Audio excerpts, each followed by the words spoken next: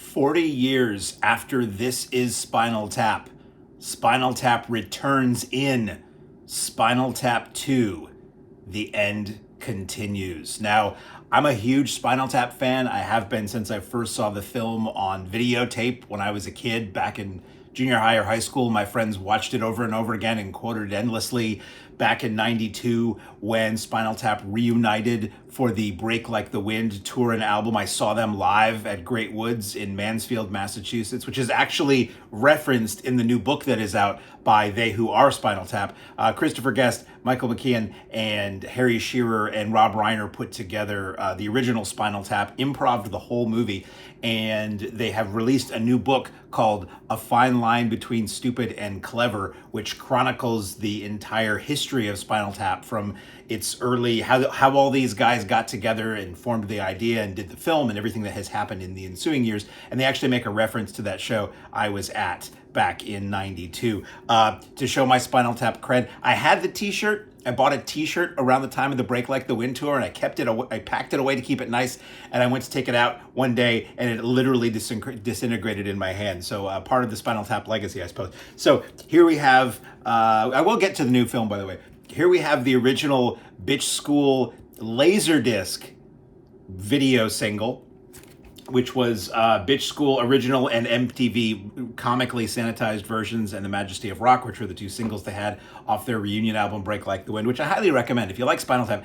the music is actually really good. It's one of those things where they're a fake band, they're a spoof band, they're a comedy act, but the music is really catchy and good.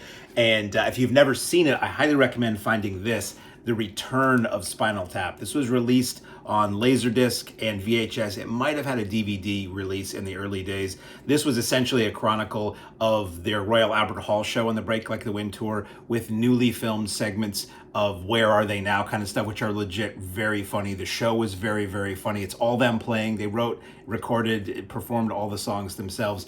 And the this is front and the back there for you Laserdisc fans.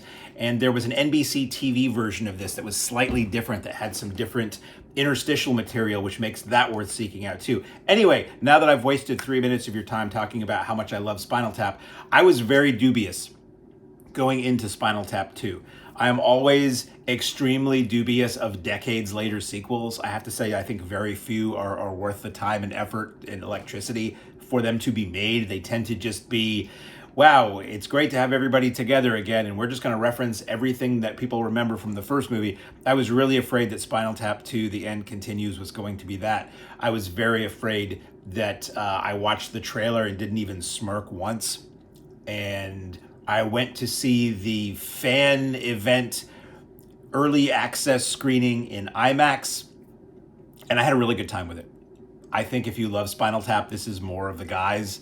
I think it's very funny. It's very subtle funny, sometimes not so subtle funny. It's got a lot of music in it. There's no new music in this film, just so you know that. They actually have released a new album called, I believe, The End Continues, and that does have some new material, songs from the new movie, but also some new recordings of new exclusive, newly created Spinal Tap songs. But in the movie itself, there isn't new music. Some people were a bit bummed about that, but when you think about it, the basic concept of this movie is that Spinal Tap is being forced to reunite after not seeing each other for decades or a decade.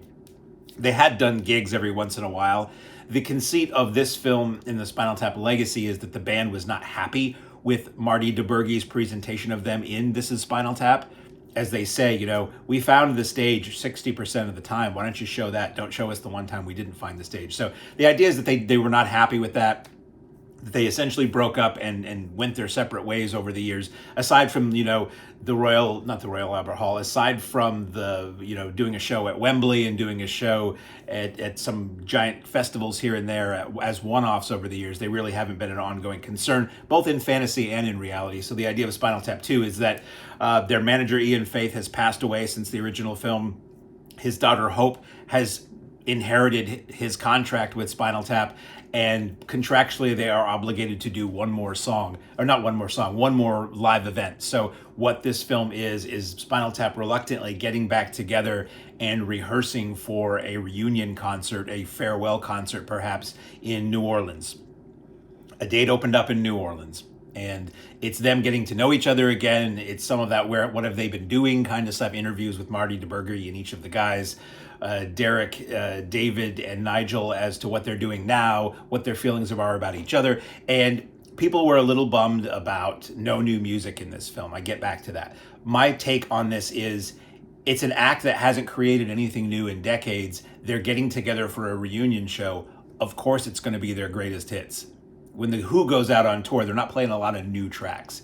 So this is them, working on their old songs, maybe noodling with some things that haven't been released. A couple celebrity guests that I have already been revealed, but I'm not going to be the one to reveal them. They both work rather well.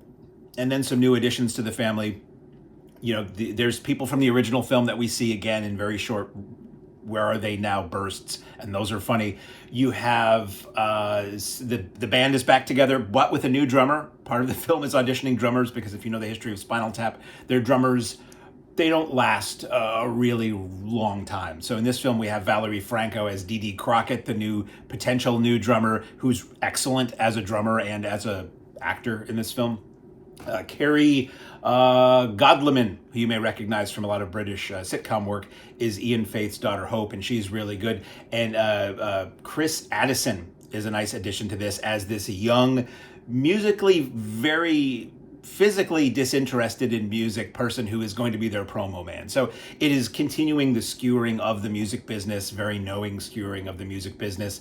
And these three not genius members of this band continuing on as they do. They're much older, obviously, whereas they were in their 30s in the original film, they're now in their late 70s into their 80s in this film.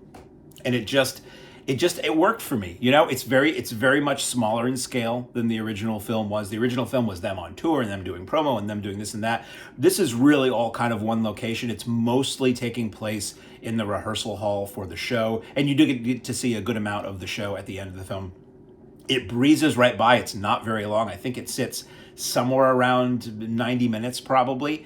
It is, as I said, I laughed out loud a lot throughout the film. Does it feature comedic moments as iconic as the original? No, of course it doesn't. It's a sequel. It's a 40 years later sequel. The fact that these guys are willing to do this again and still be funny and still be able to perform again is pretty good. The fact that it's got a good amount of laughs throughout, and some things that I have thought about over time as funny lines or funny concepts in the film. It doesn't all land, but it was improv. If you know how these films are made, the Christopher Guest style of film, the Spinal Tap films, they have basic ideas of where they want the story to go, but the dialogue is just all riffed in the moment. I think they said in that new book, Fine Line Between Stupid and Clever, that the original film had maybe 2 lines that were written. Everything else was just off the cuff with the performers. That's hit and miss, If it's all improv, it can't all be great. And what they do with the original, I think they said they had something like 40 hours or more of footage that they whittled down to like a 4-hour rough cut, which you can find, which they then whittled down to like a 90 or so minute movie.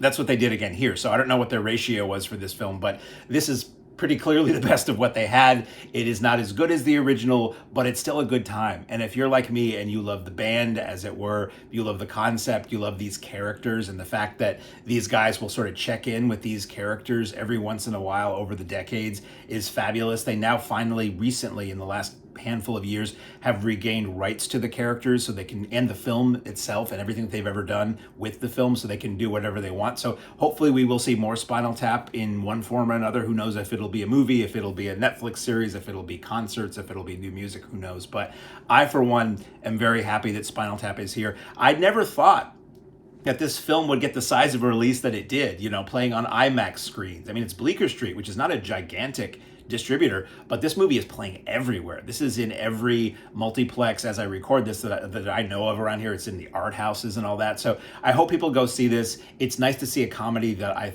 enjoy for a change. It's nice to see these guys getting big screen action, because I was so sure this was going to go straight to streaming. It's pretty fun. So if you're like me and you love Spinal Tap, I hope you really enjoy Spinal Tap 2: The End Continues.